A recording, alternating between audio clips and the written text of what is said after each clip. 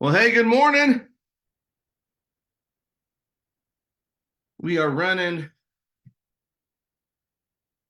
couple minutes behind today, so thank you for being patient. We have there was some water main that broke, and now we're on a boil water notice. So I had a big old coffee. Apparently, we've been on this notice since 3 a.m., but I just found out about it. So I had this big old coffee and put all my ice in it, and I said, I should probably go dump that out. David is in the room watching. Once you log in, say hello. Let me know that you're here. um, I have thoroughly enjoyed going live every day in this group. I mean, it's been a lot of fun. Of course, you guys know that the Huddle fam is the best fam. You guys are my people. I love the pastors in this group, and it's just really been. I've just had more good conversations about the church and church leadership and what we need to do as pastors to take our churches to the next level. And we've had a lot of those conversations this week. And so I'm just absolutely thrilled that I get to do this with you all. Now, today is day 5. We have talked about what it means to have the right mindset. We have talked about the right methods, that you are really only 2 or 3 decisions away from doubling the size of your church. We have talked about marketing, and we have talked about mentorship and what it takes to be a good mentor. Brady and Ken are in the room. Hello, guys. And today we're going to talk about the fact that it is your moment to commit. And nothing changes until you change. Nothing changes until you make the commitment to change. Until you take action, nothing's going to be different. And so, and this is why we start with mindset. That whole idea between a fixed mindset versus a growth mindset, because when you find out what it's going to take for change to be possible, you have to do a real gut check. Am I willing to do what it takes to see change take place? And so I wanted to tell you not one, but 2 stories about me that I have not told anybody, or I certainly haven't talked about it inside of the huddle. And the first story takes place 17 years ago. My family had just moved from Washington State back down to San Diego, where both of our families were. That's where Sarah and I met and married. Moved back to the town where I graduated high school from, which eventually became the town that we planted our church in. But I was in a season of life where I did not want to work for another church again, so help me God. We had spent a couple of years up in Washington State. I had been hired by the church to resuscitate their youth ministry, and God did something incredible there. I mean, we went from 20 kids to over 1,000 kids in 6 months. And honestly, and I have I have said this before, I would not wish that on my worst enemy. You know, you get into ministry so that you can see lives changed, and of course you're in youth ministry because, you know, at least part of you loves teenagers. But I spent, you know, of the 60, 70 hours a week I worked, I spent 30 of those hours just trying to recruit enough crowd control to keep those kids safe. So it was absolutely nuts. We moved back to San Diego, and not only did I not have a church job, I did not have any job. And I'm a pastor. I've got a way with words, and I was sculpting and customizing my cover letters, my resume, for every individual job that I was applying for, trying to draw a straight line, correlate all of my ministry experience as managerial experience. And up until that point, nobody was buying it. So I went 1 month, 2 months, 3 months, no job, applied 500 different places. This is back in 2007. And I mean, I was in a state of depression that I had never been in before. We were living with my parents, my wife, my 2 small children, and I, which my parents loved, by the way. I did not. Neither did my wife. Neither did our marriage. We were going to the church that I had previously been on staff at. We loved that church with all of our hearts. You know, I had just started to play on the worship team. I was leading worship for men's ministry on Tuesday nights. Of course, I had all this available time. And there was a couple in the church. They were older. He was disabled from decades of construction work, and it was springtime, and they were doing some spring cleaning, and they had asked me if I could come over to their house on Saturday morning to help clean out their garage. They needed someone that could lift some heavy items and maybe take some stuff to the city dump. And I certainly fit that bill back then. And now, and I'll be honest, this was not this couple. I would have labeled as EGR, extra grace required. They were a little bit on the needy side. But the thought of staying at home in my parents' house on a Saturday all day doing nothing, you're not going to interviews on Saturdays. You're not. There's not a lot that you can do.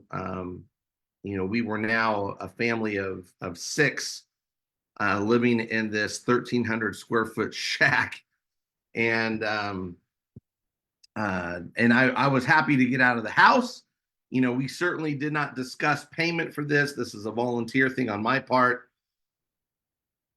And I got there at 7:30 in the morning, and I was there until about 5:30, 6 o'clock that night.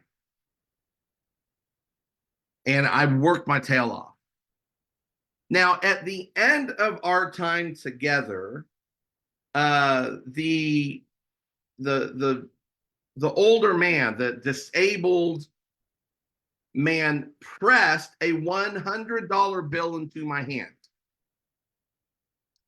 It was clean. It was crisp. I hadn't seen a $100 bill in a long, long time. And immediately, as I slid it ever so gently into my wallet, I had made the commitment. I am not spending this $100 bill. As soon as you break it somewhere, the rest of it just spends so quickly. And I'll be completely honest with you, as a man who was unemployed, a man who was depressed, a man who was starting to feel some level of despair, not able to provide for my wife and my two children, that $100 bill to me represented hope. It represented that it was going to be okay. I was going to get a job one day.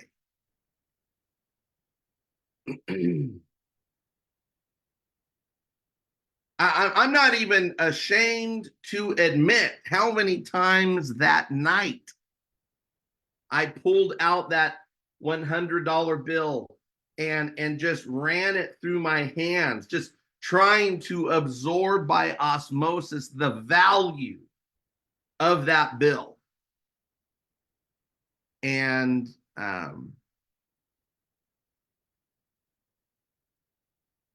I mean, I just remember like it was yesterday. Next day was Sunday, and the whole family would pile into my dad's big old truck, and we drove off to church. And it just so happened that the church we were going to was in the middle of a capital campaign.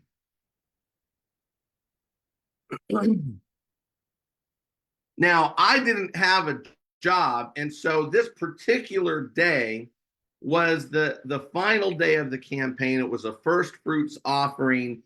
It was the day that you were supposed to turn in your commitments. And my wife and I, we really did pray. We wanted to turn in a commitment. It was a 3-year commitment. I had no job. I had no prospects on the horizon. And so even with that, we felt like it was this ginormous step of faith to make a $1,000 commitment. I reasoned to myself, listen, if I've got to go get a job at Domino's Pizza, slinging pizzas, delivering pizzas, I can certainly make $1,000 doing that to keep our commitment. But it was this was our church. You got to understand, I had no desire at this point back in 2017. Not to ever work at another church again, but I certainly wasn't ever going to plant a church again. At that time, I had already done it once. It didn't work out. It wasn't for me. And I was so happy just being a volunteer. In fact, 2007, 2008 was my favorite year of ministry because I was a volunteer. I got to use my gifts. I got to be involved, and I was highly thought of at the church, but I didn't have the responsibility that goes with being on staff at a church. And so yeah, I was just super happy to volunteer.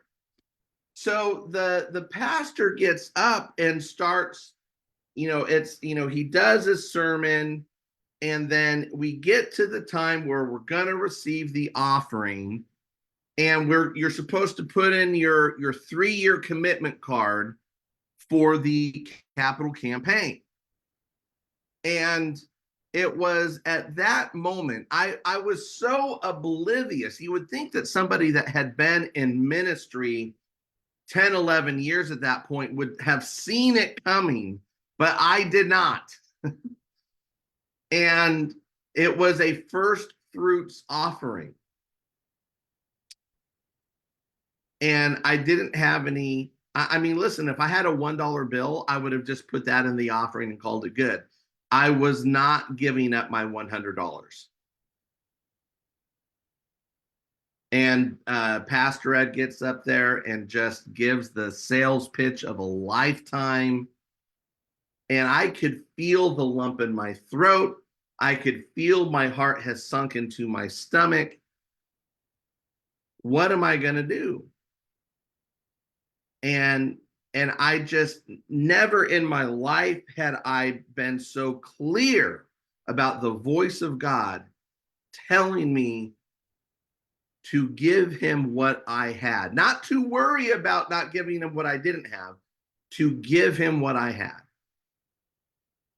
And what I could give him was my commitment. I've never, I don't hardly ever cry in church. And the tears were streaming down my face as I pulled out that $100 bill and I said, Lord, I don't know the next time when I'm going to see one of these, but what I have is yours. I'm willing to make the commitment. It was a moment where I made a commitment. And it was one of those, and I'm not a big touchy-feely kind of guy, but it was one of those moments. Ken says, I've been there. Yes, I know you have. It was one of those moments where I just felt the peace of God come over me. And I mean, I left church in such a good mood. I'd left it all on the field. I'd given it all to God. I literally had nothing else to give. I gave the $100 bill that I had, and I gave a commitment for 3 years, and I left church on cloud 9.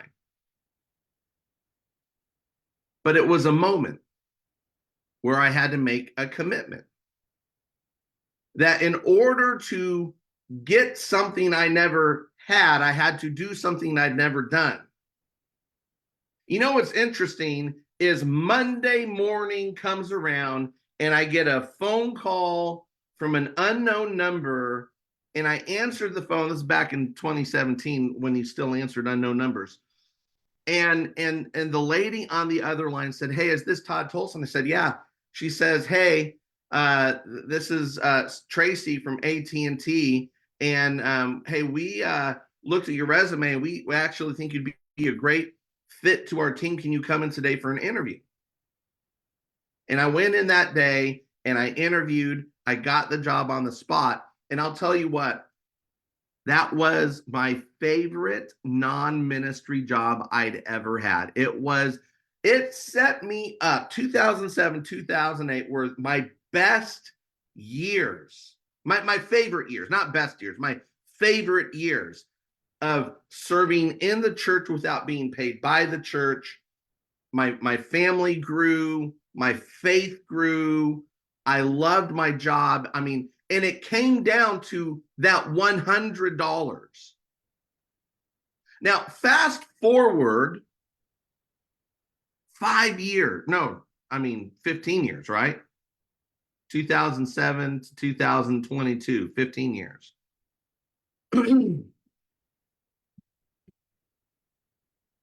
I had started a little business called the Church Playbook back in 2018, and it was growing. And I increasingly found myself feeling alone because there's not a lot of pastors that I know that find a way to get out of vocational ministry, but your full-time job is still ministry. And so there weren't a lot of folks that I felt like I could resonate with or relate to. I saw an ad on Facebook. We had moved to Texas in December of 2020.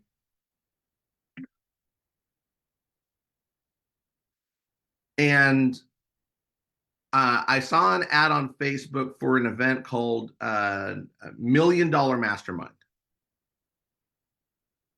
And so I bought a ticket. I didn't know anybody there. I bought a ticket, and I bought a ticket for my brother too. I said, "Man, you got to go with me to this thing. I've never been to one of these kinds of events. All of the events I've ever been to were church conferences." And so I went to the event, and here's the interesting thing, and I'll just got to let you know about this. And I've actually had this conversation with my friend Gary Lamb, who is he's in the Huddle group, and the interesting thing is they spent millions of dollars on this event. They had the biggest names coming to speak at this event, and the tech, the audio, video, lighting was terrible. These folks do not know. I'm looking at churches that have 20 people that do higher quality Facebook lives on Sunday than these secular events pull off. And it was hilarious is what it was. But the content was unlike anything I'd ever experienced. And so, Ed Mylett gave the most powerful talk I've ever heard. And it was so interesting because all of these people, they have a form of godliness, but they don't know the power of the kingdom. And, but the speakers that had been invited to come and speak were Christians. We legitimately had an altar call. People literally got out of their seats to go get saved at the secular conference. I was so shell-shocked at what I was experiencing. It was absolutely crazy. But Ed Mylett gave just a powerful talk.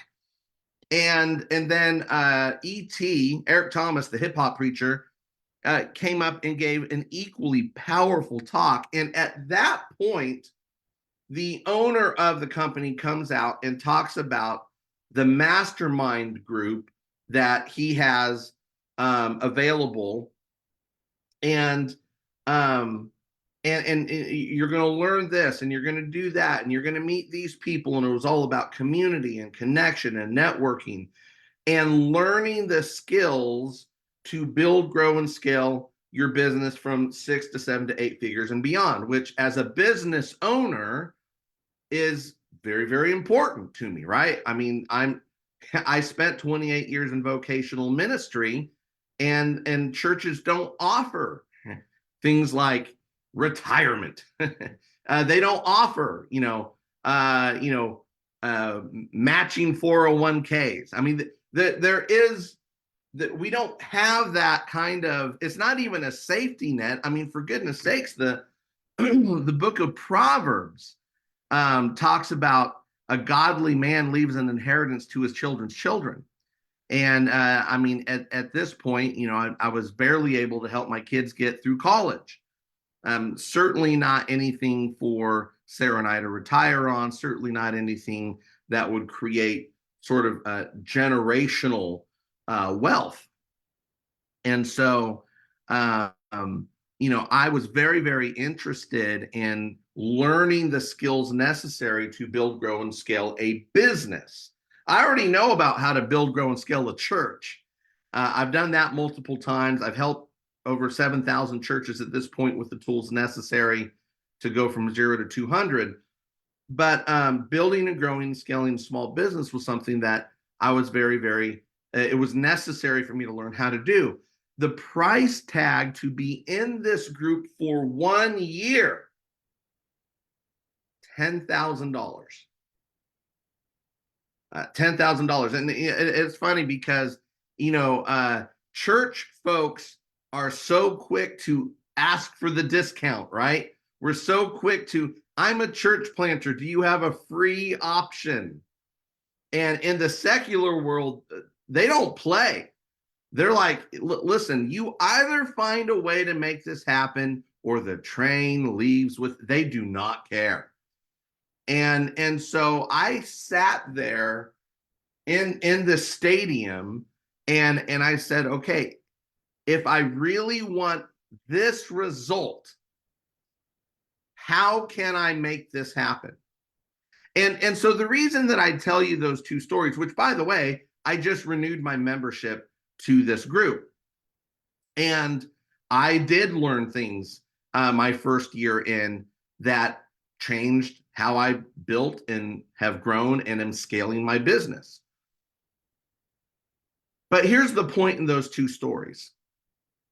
It doesn't matter if it's $100 or $10,000.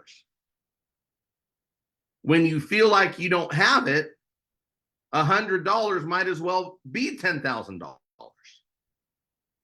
And so it's this, am I willing to do whatever it takes? There are so many people in the church space, and I'm friends with a lot of people that, are doing, here's how to do prayer funnels or prayer ads on Facebook. Here's how to, grow your church kind of deal. I'm friends with a lot of these people. And so it's always a little funny to me to see how many people that are even in the huddle that, sign up for all of these free events thinking that, oh, that's my goal, my silver bullet. That's going to be the golden key. That's going to be what it takes for me to grow my church. And we're so busy chasing free that we never stop long enough to actually make a commitment to make this work. And at the end of the day, like you guys know my story, I'm a football guy. In fact, this hoodie is from a championship winning team that I coached many years ago from the Santee Ravens.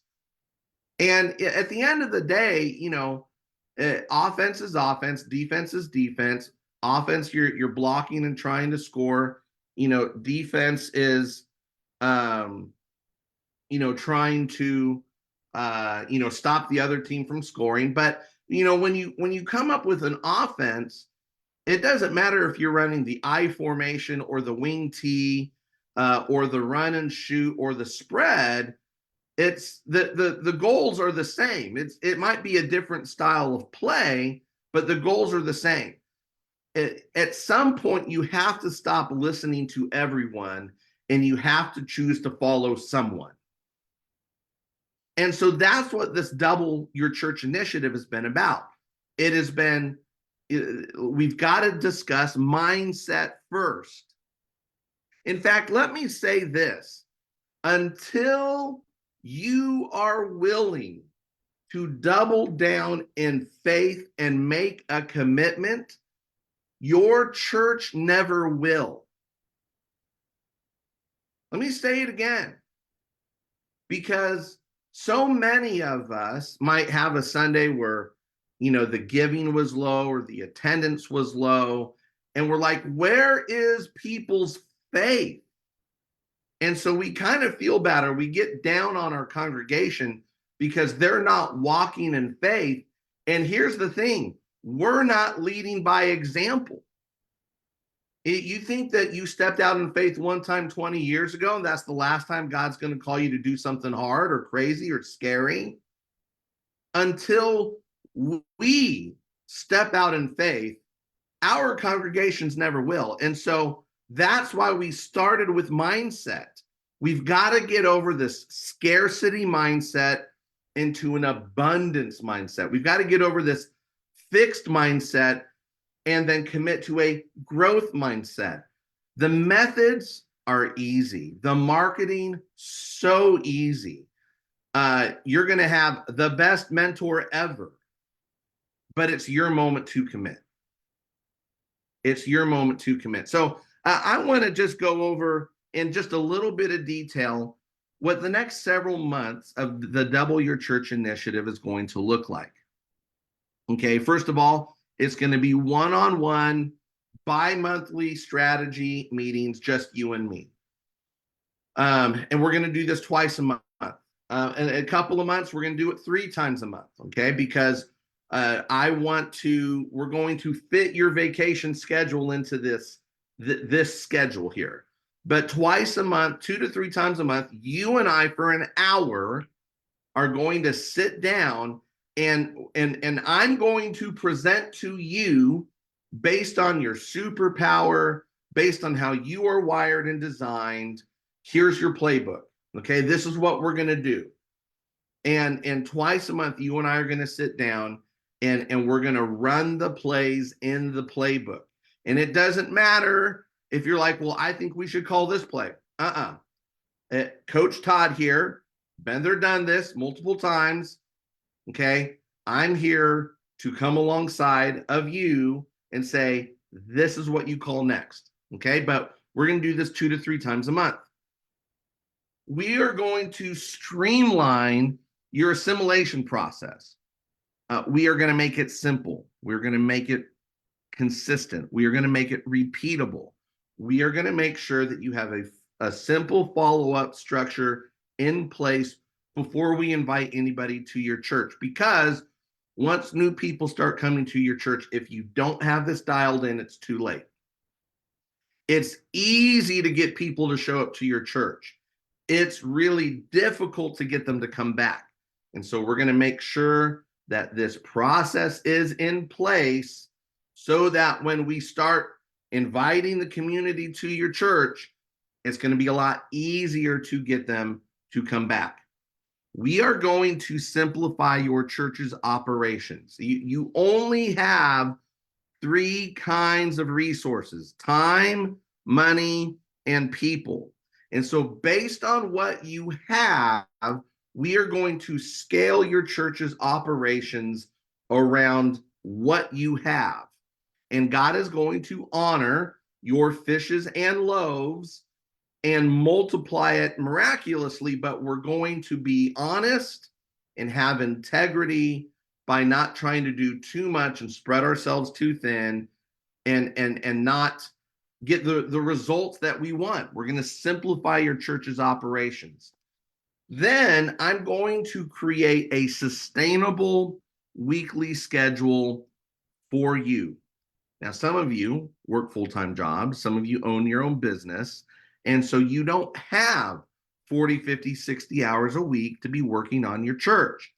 We are going to create a sustainable ministry schedule for you so that you're not writing your sermon on Saturday or Sunday morning, so that you're having a weekly date night with your spouse, so that you don't burn out, and you don't have a life that you need a sabbatical from. That we're going to create a weekly schedule that you don't want a vacation from. Okay, and because you're going to have fun. Okay, you're going to enjoy this this weekly schedule. We're going to plan out your whole year. We're going to get you a big calendar, and we're going to put all of your vacation time on there. We're going to put all of your teaching series on there. We're going to put every baptism, baby dedication, communion Sunday, all of your outreach events. And then we're going to just get it up on the wall. So now all we have to do is back time every event. So you've got enough time to promote everything, enough time for people to make plans, and it's going to be great. We're going to create a simple, repeatable worship service template. That one that fits you, your personality, your gift mix, one that fits the resources that you have, that you don't have to start over and recreate the wheel every Monday morning. Sunday comes around every 7 days, whether you like it or not. We're going to create a simple, repeatable worship service template, one that has wide guardrails so that the Holy Spirit still has room to do his thing. Okay, but it is going to be easy for you to program. Then we are going to plan 3 major outreach events between now and the end of 2024. In fact, I was talking to one guy yesterday, and I said, here's the honest truth is we're probably going to double your church after the second outreach event. We may triple it by the end of this year. But once you start getting pen to paper about, what we're going to do this year, it's very, very possible we're going to more than double your church. Here's the thing that honestly I love doing. Okay, and a lot of people, I mean, no offense to anybody, most people suck at trying to put together Facebook ads. I don't.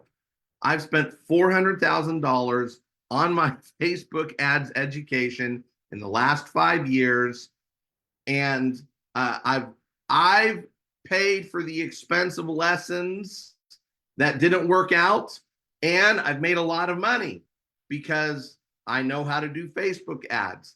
And so I'm going to create your church's Facebook ads so that we get the most bang for your buck, the most return on investment, and where people can't wait to come to your outreach events.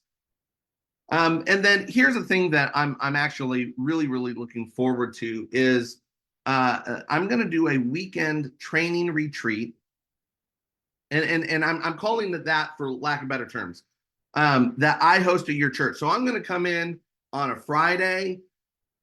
You and we're going to have dinner Friday night. If you want to bring the family, we're going to have dinner with the family. You and I might enjoy a cigar on the back porch afterwards. We're just going to commune. We're just going to hang out on a Friday night. Saturday morning, and it's an all-day Saturday thing. The first half of Saturday, we're going to take your elders, your ministry leaders through a 90-day win plan. And that it doesn't matter if there's only 3 people or 10 people, but we're going to take them through that 90-day win plan. Everyone's going to walk away with responsibilities that we're going to hold them accountable to.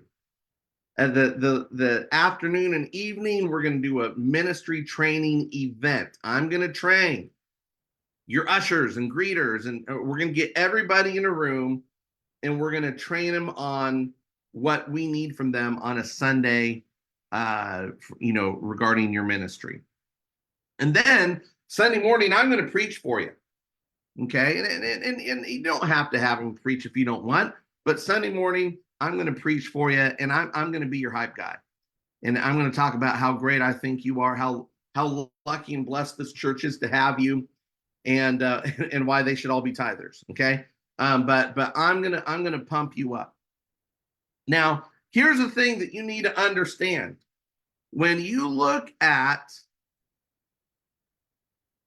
what it would cost to have, let's go,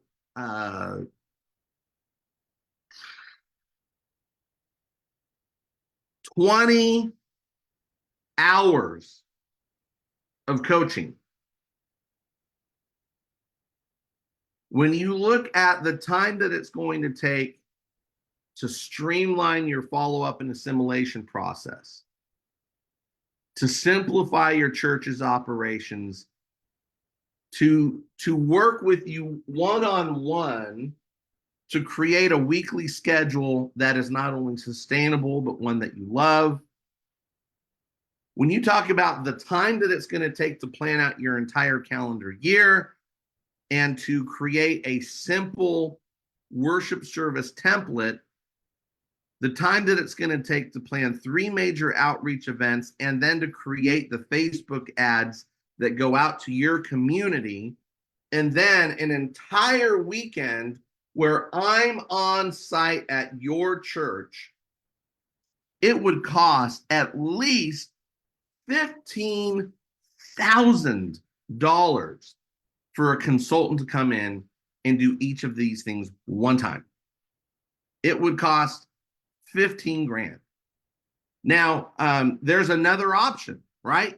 You could hire an executive pastor. I mean, everything that we just talked about here, an executive pastor would meet with you twice a month for strategy meetings, right? An executive pastor would be the one to streamline your assimilation process so that you could focus on pastoring and preaching. An executive pastor would audit your church's operations and simplify them to what's essential.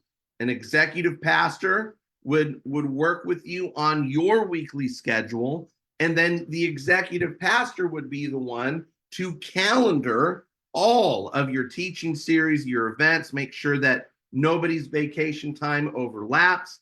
An executive pastor would create work with you to create a simple worship service template. An executive pastor would help you come up with 3 major outreach events, and then either create your Facebook ads or hire somebody to create your Facebook ads. And an executive pastor would be the guy to host a weekend training retreat for your ministry leaders. And an executive pastor would cost so much more than $15,000.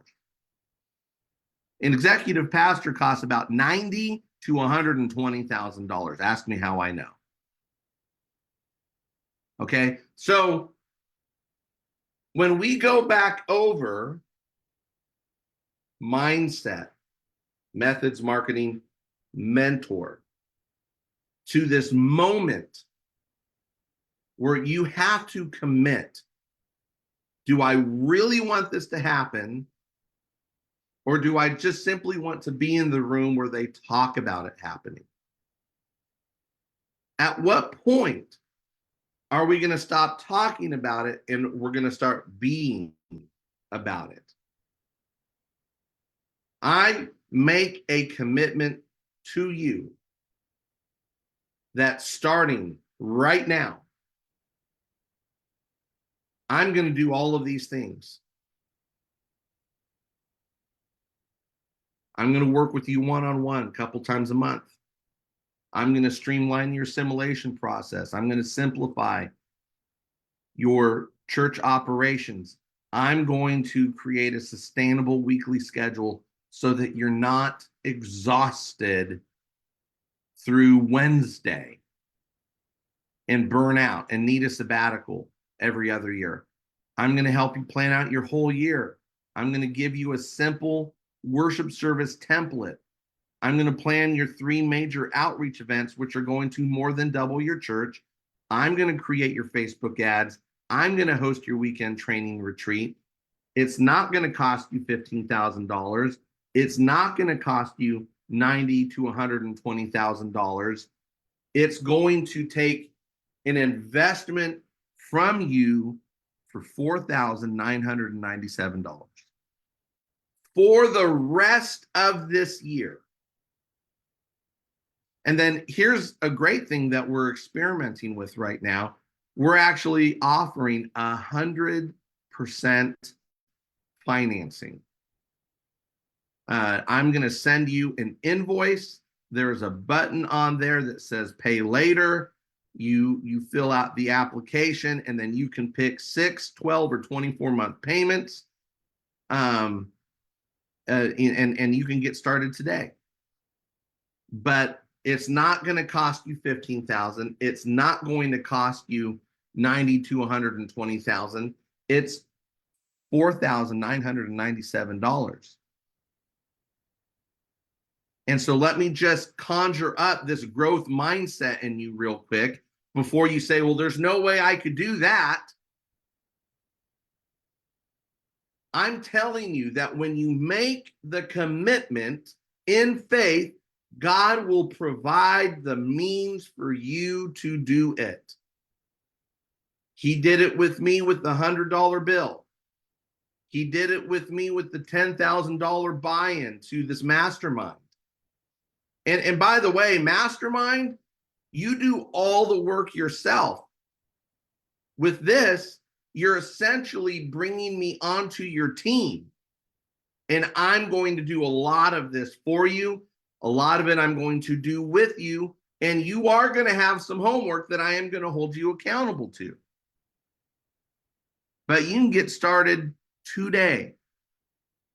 All you got to do in the comments is say, hey, I'm in, put in, or just send me a Facebook message and say, hey, I want to get started, and I'll send you the invoice. You can get started today.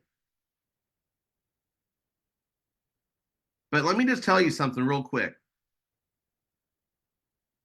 If all that happens is you get 5 people,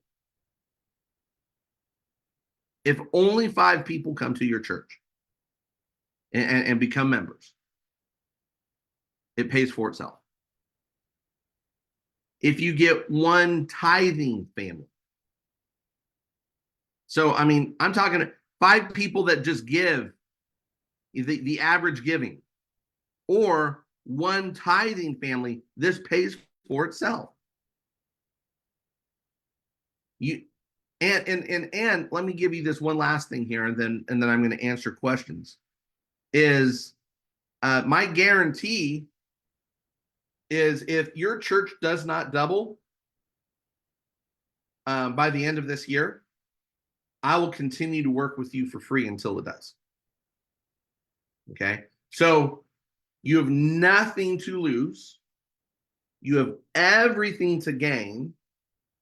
And I want you to think, if you only got 5 people from this process, this completely pays for itself. If you only get 1 tithing family, completely pays for itself. But you're going to get a lot more than that. I want you to think about what it would look like to have 100 people in your worship center every single Sunday. I want you to think about what it would feel like to have a new sense of excitement and momentum as new people are pouring into the church and getting involved in the life of the church and joining Bible studies and serving in ministries and giving towards the mission of the church. Some of you that are working full-time at another job, you would be able to quit that job and do ministry full-time. Some of you that are working part-time would be able to quit that job and work full-time in ministry simply by having 100 people in the room.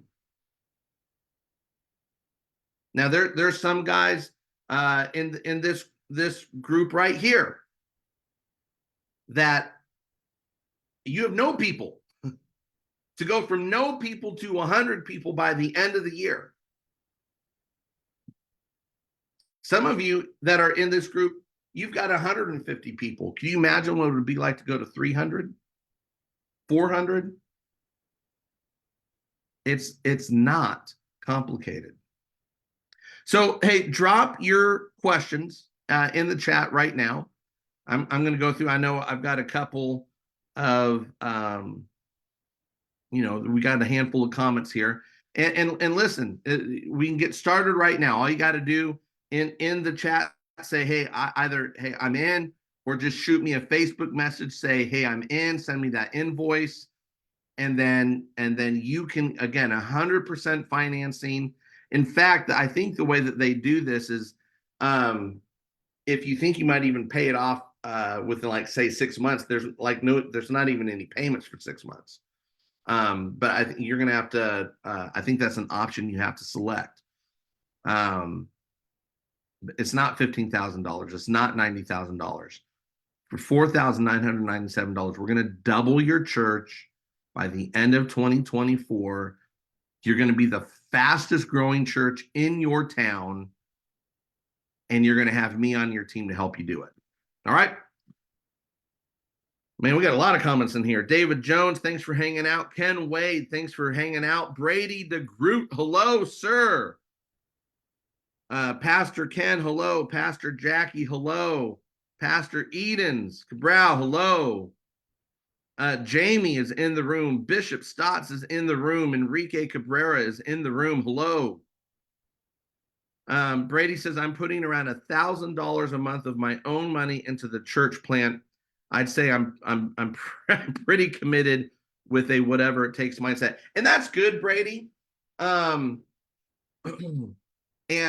what I would say is, if you are that committed, which is awesome, now it's about putting that money into the right things.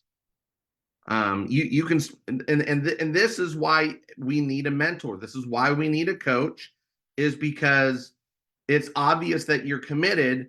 But if we could take that money and put it in the right things that actually bring back a return on that investment, that's where you're going to see the growth.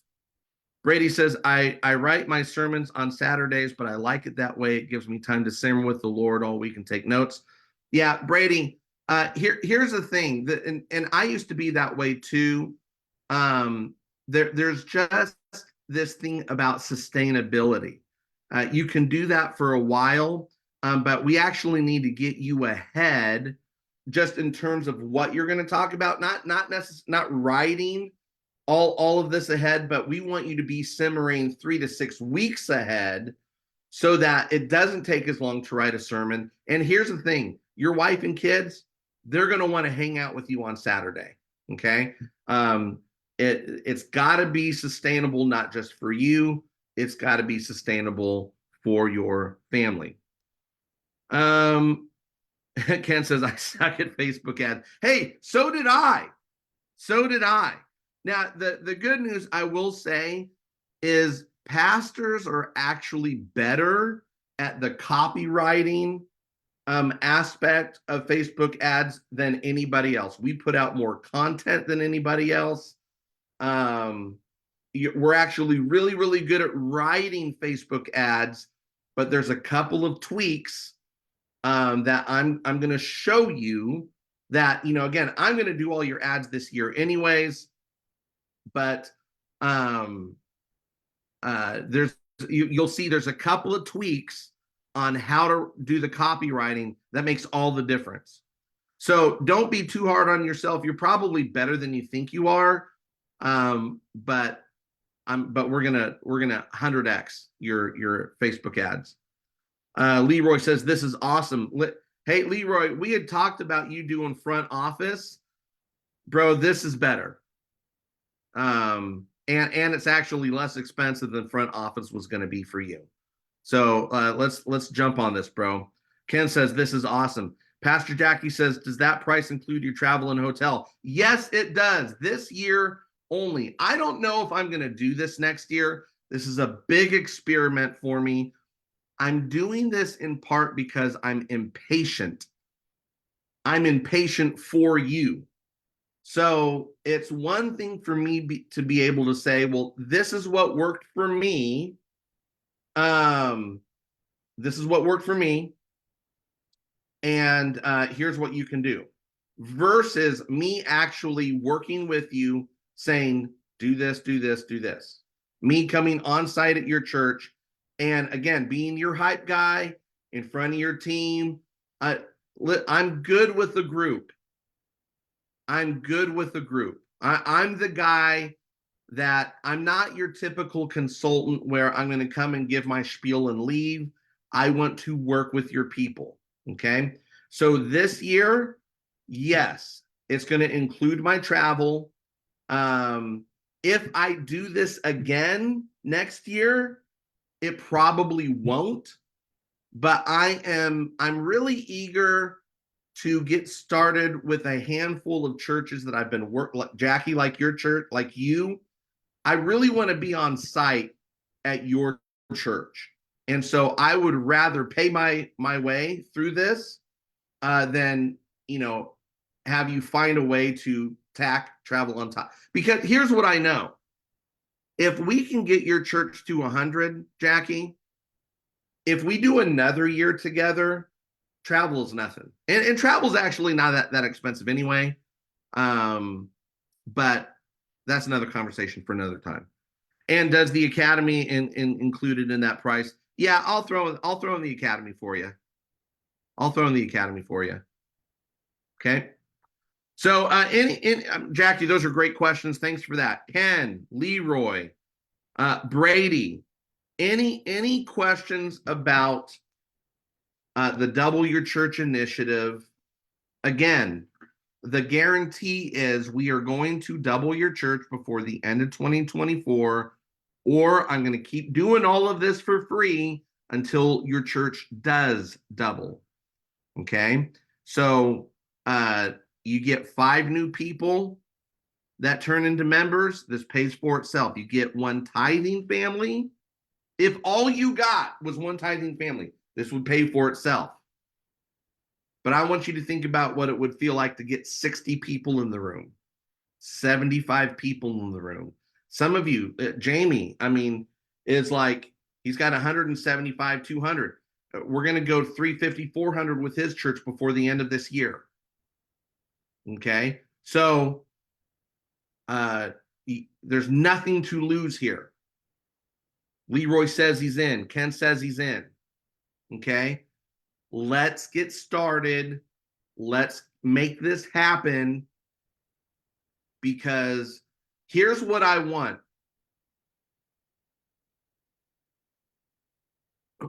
I want you to get to October, not even the end of December. I want you to get to October, right on the cusp of doubling.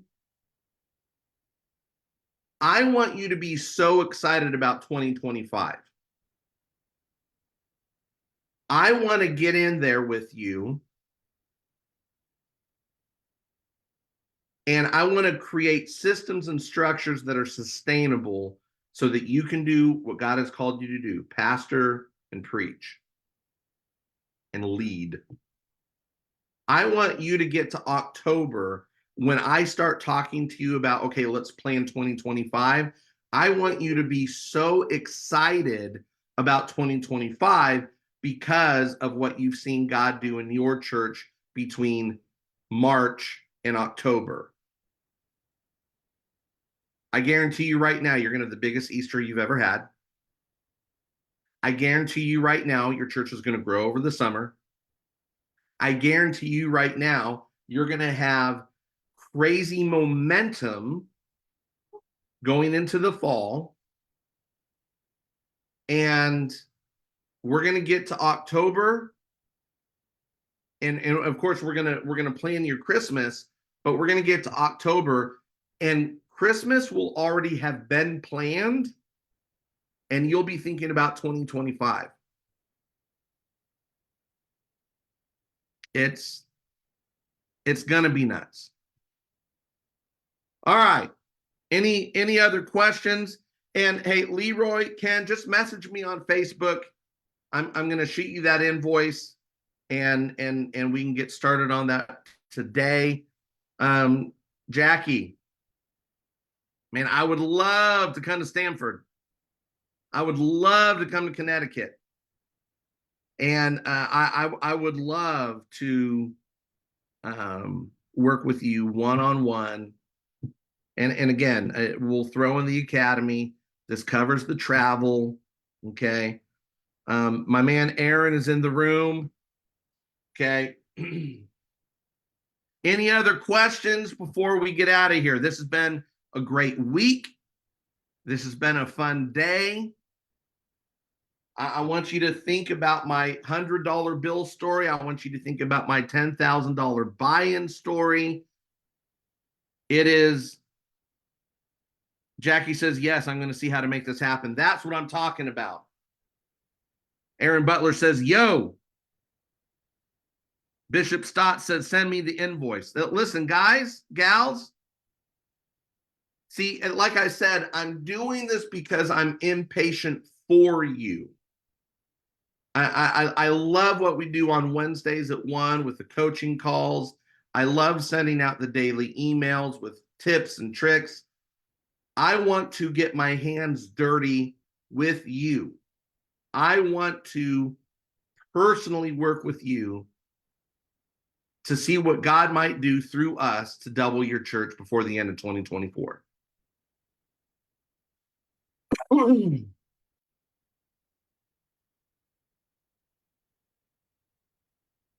All right.